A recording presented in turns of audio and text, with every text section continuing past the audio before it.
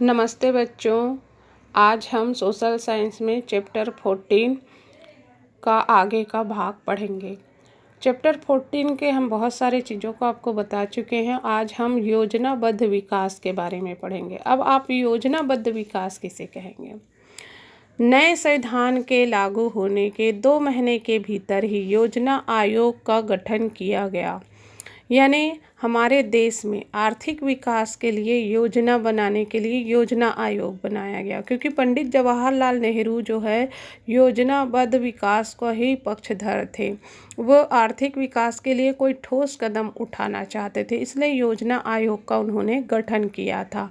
योजना आयोग ने अपनी योजना में प्रस्तुत किया पंचवर्षीय योजना। पंचवर्षीय योजना का मतलब होता है 5 वर्ष के लिए कार्यक्रम तैयार करना पंचवर्षीय योजना होता है।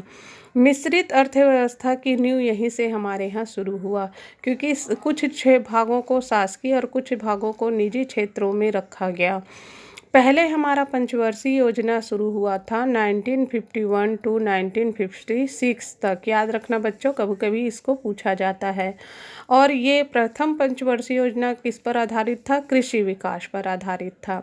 इसमें बांध बनाना, नहर खुदवाना, ग्रामीण क्षेत्रों में सामुदायिक विकास कार्यक्रम आदि करना था और इसी के आधार पर कृषि का विकास करना था।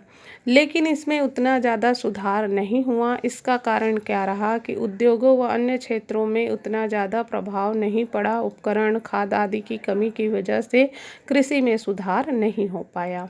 इसलिए जब दूसरी पंचवर्षीय योजना बनाई गई तो उद्योग को प्राथमिकता दी गई। दूसरी पंचवर्षीय योजना कब शुरू हुआ? 1956 से 1961 को।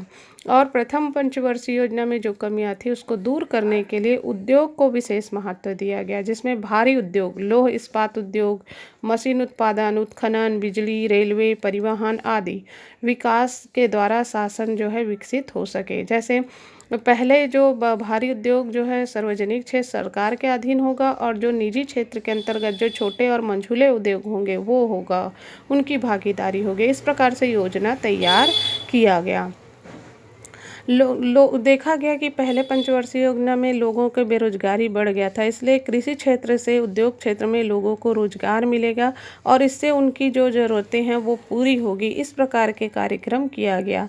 लेकिन फिर भी जितना मात्रा में हमारे यहाँ गरीबी दूर होना चाहिए था 1970 तक उतना नहीं हो पाया। तो गरीबी उन्मूलन और रोजगार के अवसर बढ़ाने के लिए विशेष कार्यक्रम भी शुरू किया गया। इस प्रकार से हमारी अर्थव्यवस्था को सुदृढ़ किया गया।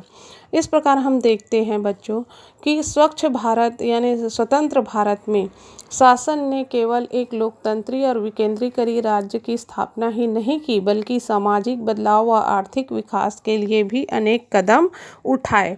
तो इस प्रकार से हमारे देश में योजनाबद्ध विकास को महत्व दिया गया। आज इतना ही।